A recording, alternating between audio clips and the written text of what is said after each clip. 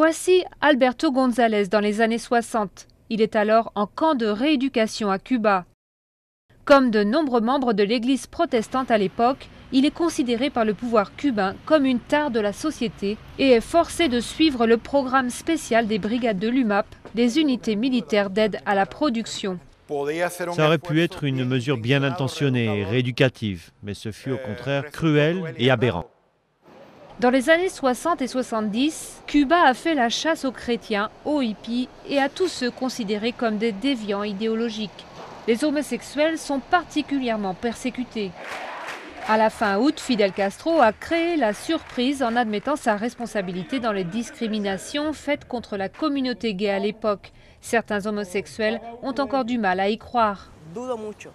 Je doute énormément du degré de sincérité de Fidel Castro quant à ce qui s'est passé au sein des brigades de l'UMAP. J'ai beaucoup de doutes.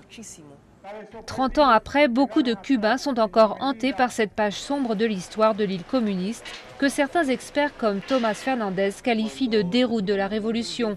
D'après lui, il faudra plus qu'un mea culpa de Fidel pour oublier ce qu'ont fait les membres des brigades de l'UMAP. Nous ne voulons pas leur mort ou leur tête. Nous voulons simplement qu'ils comprennent qu'ils ont commis des erreurs et par pitié, s'ils sont encore au pouvoir, qu'ils ne recommencent pas.